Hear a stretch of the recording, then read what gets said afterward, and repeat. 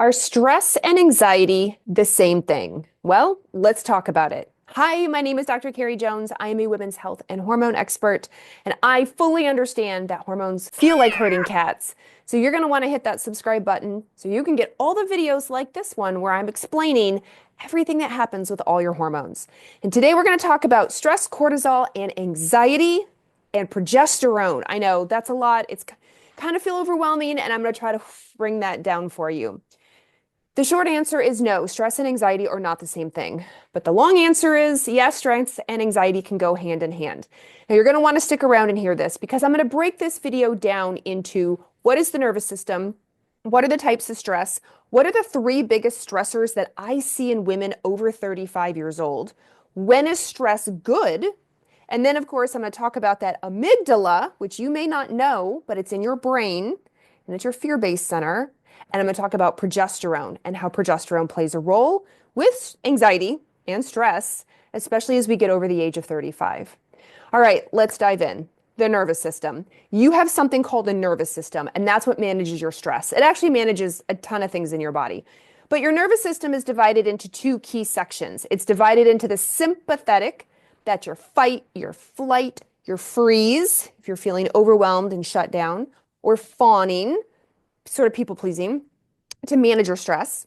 Then we have the other side. We have the parasympathetic. That is your rest, your digest, your heal.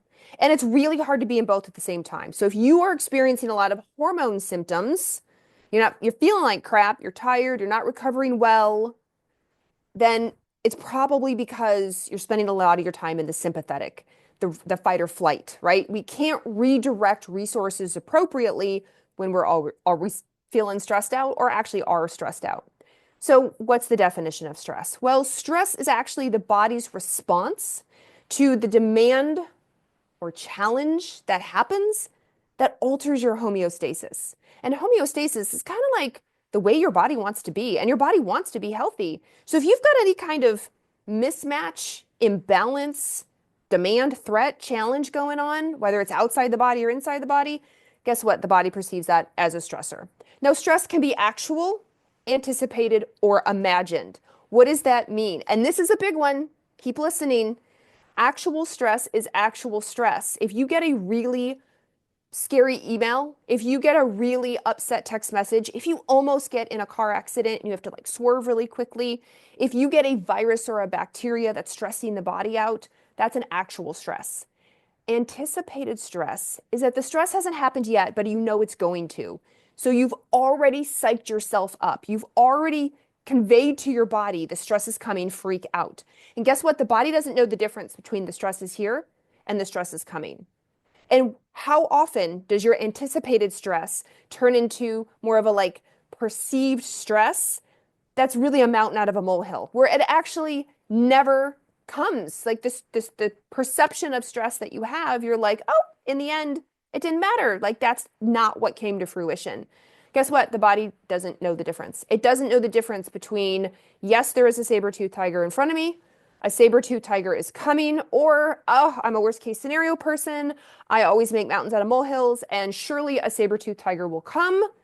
The body doesn't know the difference. All it hears is saber-toothed tiger and reacts accordingly. So if you are somebody who is chronically in that anticipated stress or imagined stress, you're perceiving stress that's not there, take note because your body is freaking out accordingly. The three biggest triggers that I see in women over 35. Well, yes, you can have viruses or bacteria or emails or relationships or kids or past trauma, absolutely.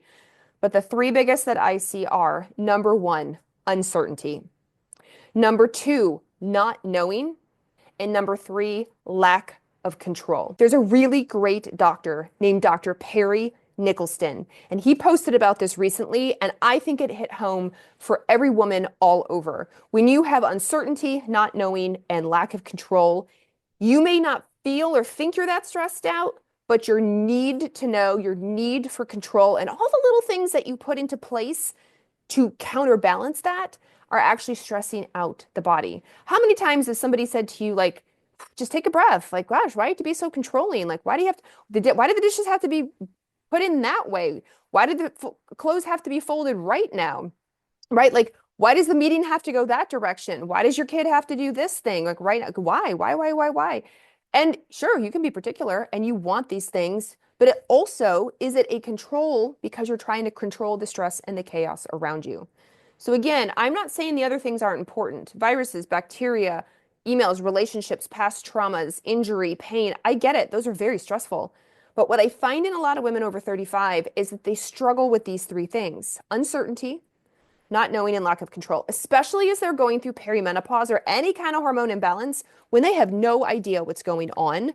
Oof, can this flare up? So just keep this in mind. If you're experiencing any of these three things and your stress is pretty high, they can go hand in hand. All right. Now, stress is a natural part of life. I don't mean to vilify stress completely at all. It can be positive. It can be motivating. It can get you to do the thing, right? It can get you to make change. You work out, you exercise to grow muscle and strengthen your bone. That's stress. But it's that chronic everyday stress, like I said, that's like cracking the layer over and over and over.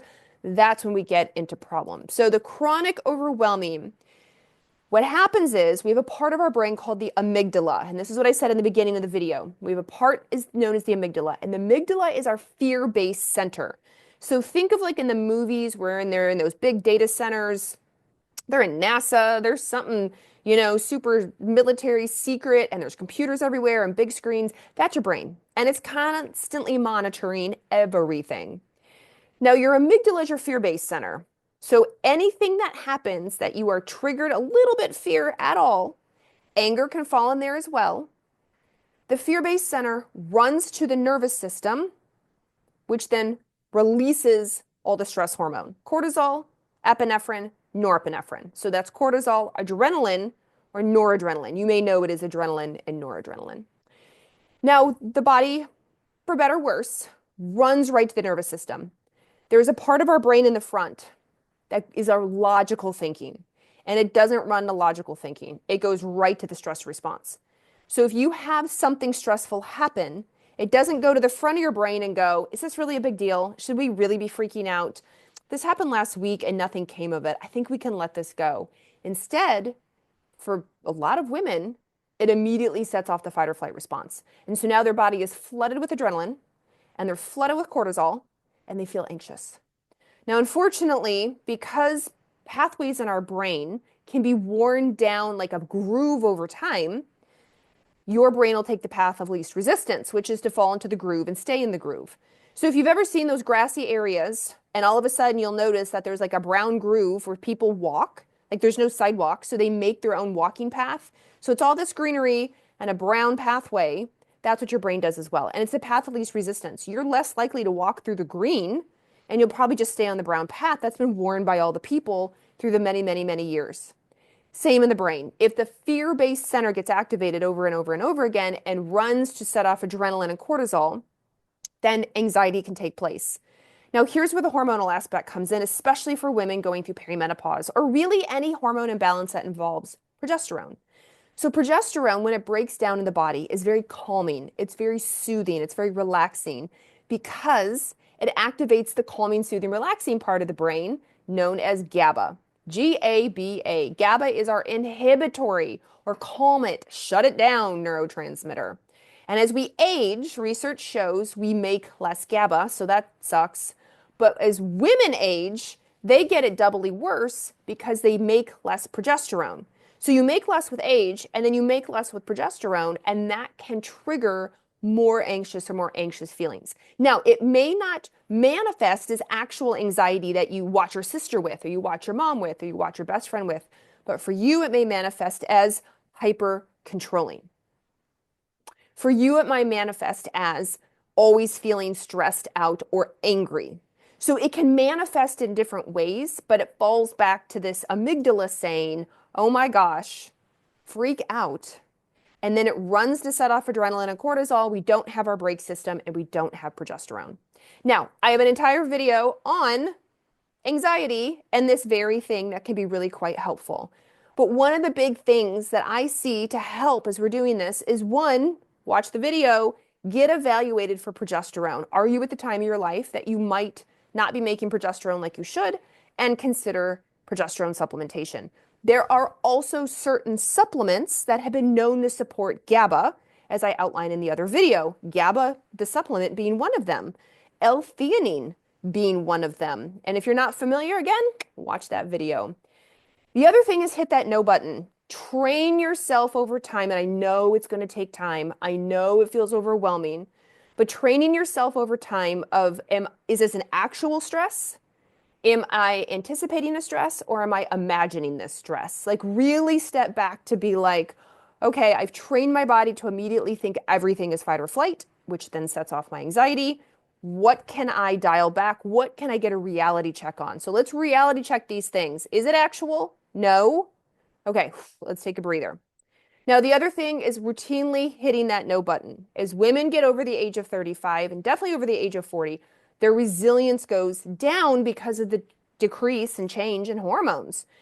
And if you're always used to saying yes, always used to being a people pleaser, always used to being go, go, go because you're type A, because you're firstborn, because that's your personality, because that's how you've had to survive, I'm just going to warn you, it might get harder as you get older. So one of the key things you can do is say no, set boundaries, be strong. I got your back. I know. I know it can be hard, but I don't want you to be in this fight or flight situation and having anxiety forever. I want you to be able to have that big sigh, that big breath in your body.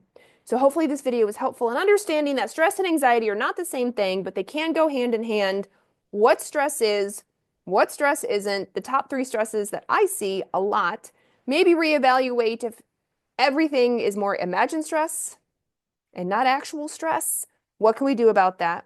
Are you hyper controlling of everything? What can we do about that? And then watch that other video all about anxiety. Again, I'm Dr. Carrie Jones. I fully understand hormones can feel like herding cats. So hit that subscribe button, leave me a comment or question, and watch the next video.